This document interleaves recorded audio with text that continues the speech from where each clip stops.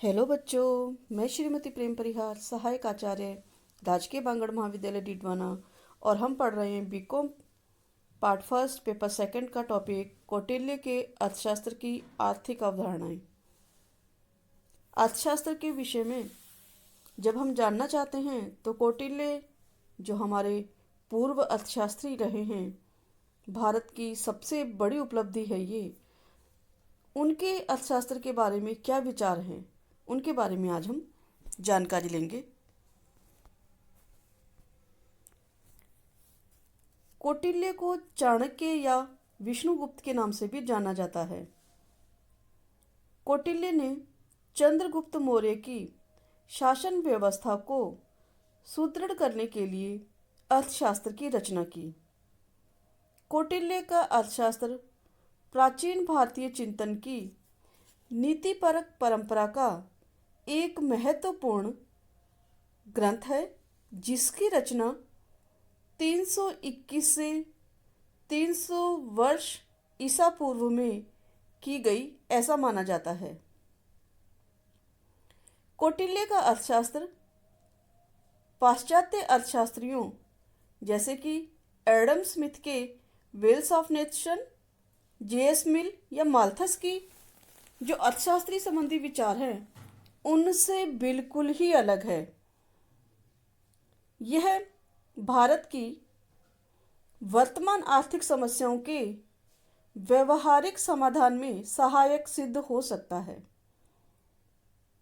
कौटिल्य एक अर्थशास्त्री न होकर एक दार्शनिक, कूटनीतिज्ञ तथा प्रबुद्ध विचारक थे।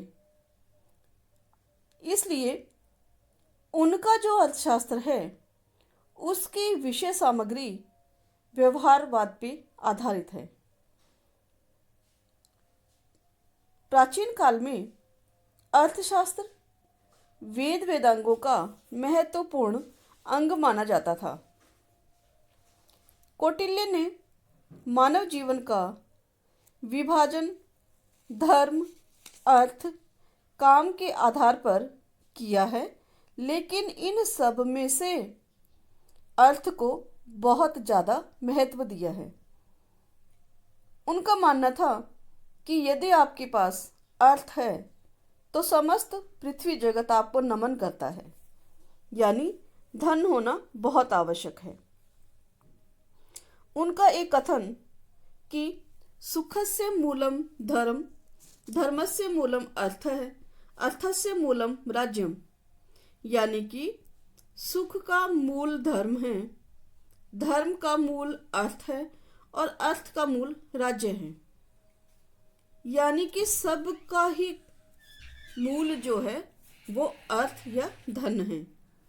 संसार में धन ही वह वस्तु है जिसके अधीन धर्म और काम दोनों आते हैं।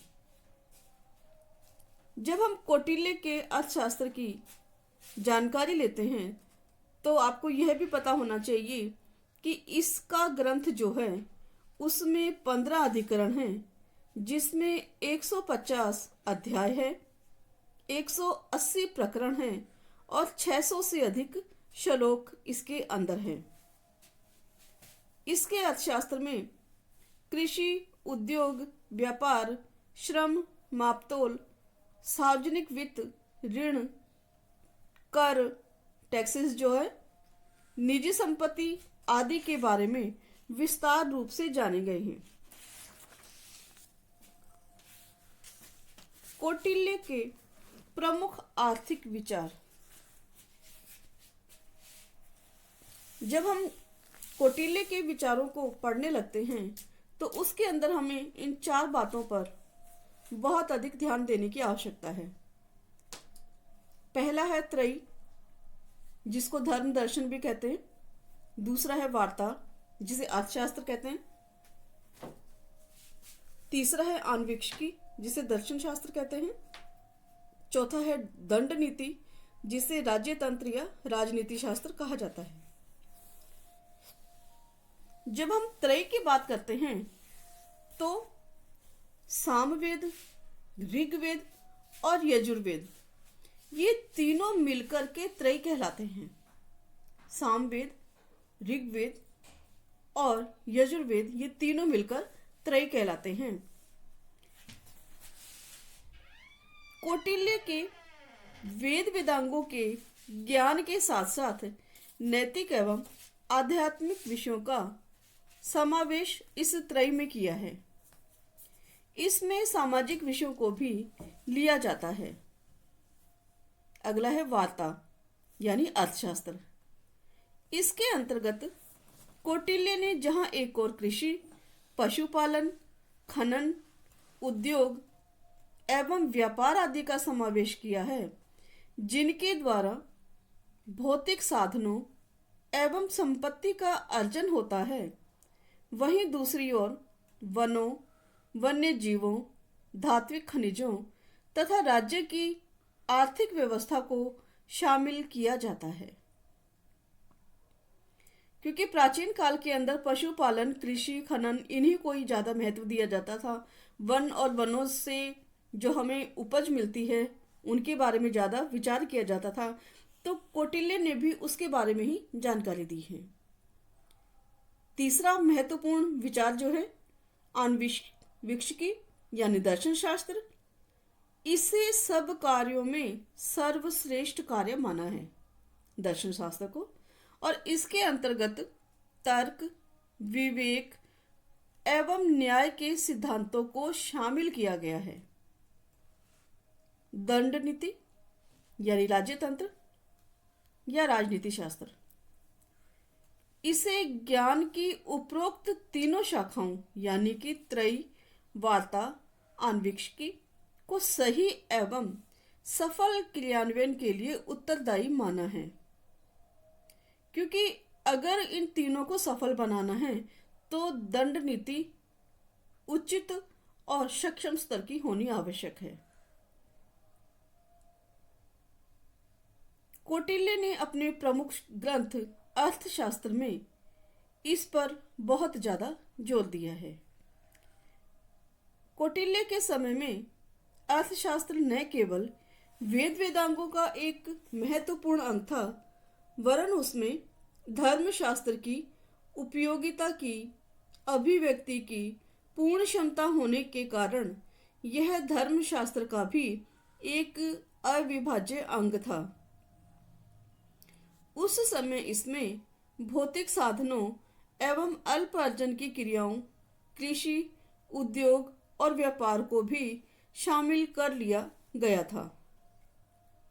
कौटिल्य ने धर्म, अर्थ एवं काम के आधार पर मानव जीवन का विवेचन किया है और उसने धर्म प्रधान विचारों के विरोध में अपने अर्थ प्रधान विचारों को ज़्यादा मान्यता दी है।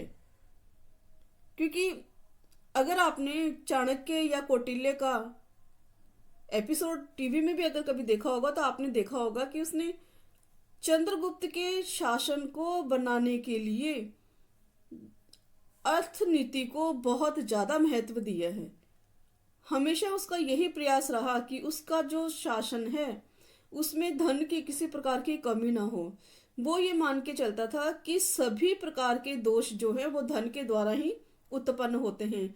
चोरी है वो धन की अभाव में पैदा होती है, अनैतिक कार्य जो है वो धन प्राप्ति के लिए किए जाते हैं। तो धन को ही बहुत ज़्यादा महत्व दिया जाता है और जो राज्य जितना ज़्यादा धनी होता है उसके नियंत्रण में और उसके आसपास के राज्यों में उसकी धाक रहती है, लोग उससे डरते हैं। तो उसका विचार ये था, इसलिए उसने धर्म नीति के स्थान पर अर्थनीति को बहुत ज्यादा महत्व दिया था।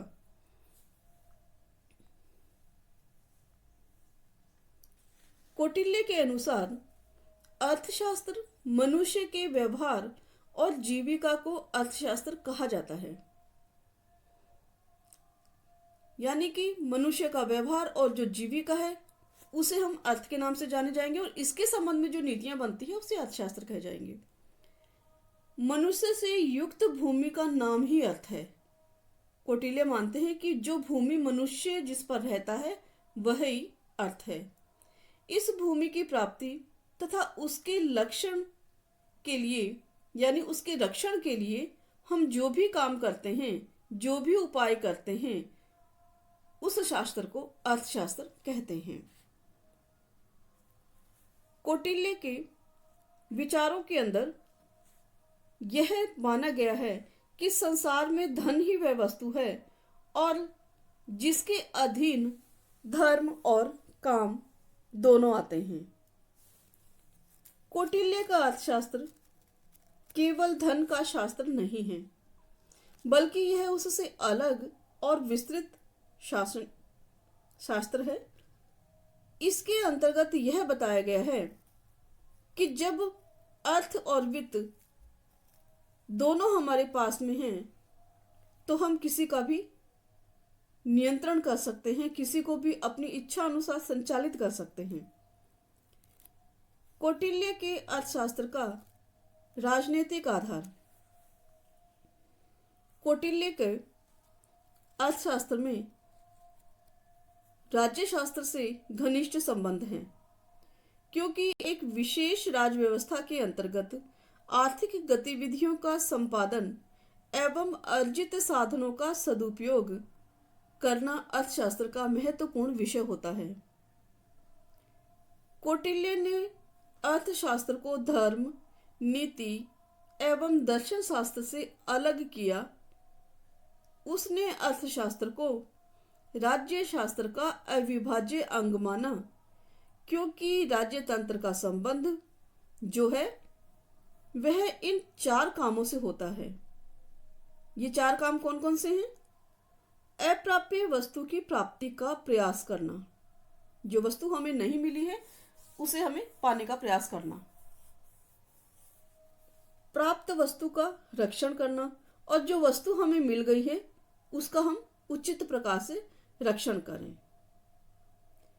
उचित रूप से रचित वस्तु की वृद्धि करना। उचित प्रकार से अगर हमने जो कोई वस्तु ली है उसकी हम कैसे रक्षा करें उसके बारे में विचार करना, और उसकी रक्षा करके उसकी वृद्धि करना। चौथा और अंतिम काम जो है, वृद्धि को उचित कार्यों में लगाना। जो वृद्धि हमारी हुई है उसे हम उचित कामों में लगाएं, तब वो हमारा राजनीतिक आधार बनेगा अर्थशास्त्र का।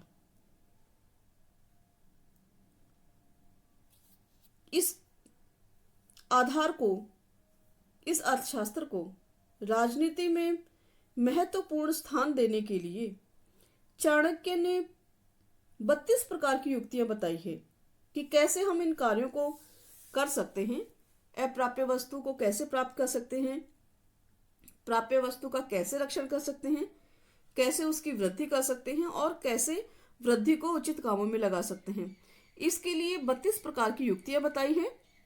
जो अर्थशास्त्र का प्रकरण है हमारे, उसके 180वें प्रकरण में उसका वर्णन किया गया है। कौटिल्य के अर्थशास्त्र की विषय सामग्री एवं क्षेत्र। कौटिल्य के अर्थशास्त्र की विषय सामग्री 2 ही बातों पर प्रमुख रूप से निर्भर करती है। इन पे ही ज्यादा ध्यान दिया गया है, जिसमें प्राप्त भूमि का रक्षण और नई भूमि की प्राप्ति का प्रयत्न। हम जानते हैं कि चंद्रगुप्त के साम्राज्य का विस्तार करने के लिए आसपास के राज्यों पर अधिकार करने का जो काम था वो कौटिल्य ने यानी चाणक्य ने अपनी कूटनीति के माध्यम से किया था, और उस राज्यों को, उस भूमि का रक्षण करने का भी पर्याप्त प्रयास किया था, अखंड भारत का निर्माण किया था। तो इसके लिए प्राप्त भूमि का रक्षण, यह कौटिल्य अर्थशास्त्र का पहला सिद्धांत है।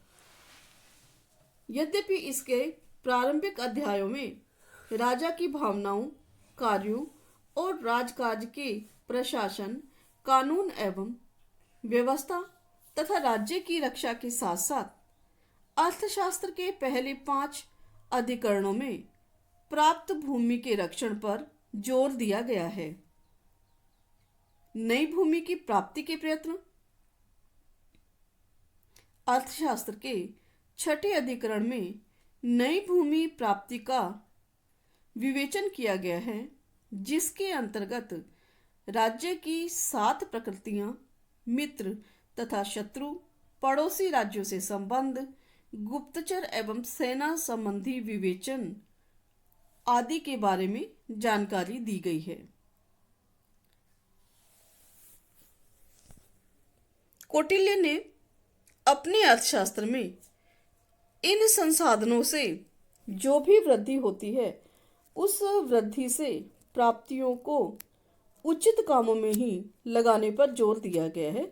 उसका मानना था कि यदि हम हमारी वृद्धि को, हमारी आय को उचित कामों में लगाते हैं, काल तक हमारी जो व्यवस्थाएं हैं वो बनी रह सकती हैं। कौटिल्य के अर्थशास्त्र के प्रमुख उद्देश्य: राज्य की भौतिक व्यवस्था को मजबूत करना, शासन की व्यवहारिक समस्याओं का विवेचन और उनका समाधान करना, विद्याओं के ज्ञान और शिक्षा प्रसार से समाज में जनजागृति लाना, शोध एवं शिक्षा के द्वारा देश को महान बनाना, राजनीतिक एवं कूटनीतिक संबंध का विकास करना, साम्राज्य स्थापना और विस्तार की नीतियों का निर्माण करना, आर्थिक एवं राजनीतिक समस्याओं का निराकरण करना, जन कल्याण एवं जनहित के लिए कार्य करना। ये सब जो उद्देश्य हैं कौटिल्य के अर्थशास्त्र के प्रमुख उद्देश्यों के रूप में जाना जाता है। इन उद्देश्यों को अगर हम जानते हैं तो हम ये देखते हैं कि प्राचीन काल के अंदर जो समस्याएं थी उनका व्यवहारिक निराकरण करने को अर्थशास्त्र का निर्माण किया गया, अर्थशास्त्र के विचार प्रतिपादित किए गए। यानी उस समय जो व्यवस्थाएं थी उनको सही तरीके से चलाने के लिए, क्योंकि विद्या का अभाव था तो विद्यार्जन के लिए कह दिया कि हाँ शिक्षा का प्रचार प्रसार करना चाहिए। तक्षशिला, नालंदा जैसे विश्वविद्यालय हमारे प्राचीन काल में थे, उनके माध्यम से शिक्षा विस्तार पे जोर दिया गया और वहाँ शोध के बारे में जानकारी दी गई कि शोध कार्य किया जाना चाहिए। राजनीतिक और कूटनीतिक संबंध हम कैसे स्थापित करें इसके बारे में जानकारी दी जानी चाहिए। यानी प्राचीन काल की जो समस्याएं थी उनके समाधान करने के लिए कौटिल्य का अर्थशास्त्र महत्वपूर्ण स्थान रखता है।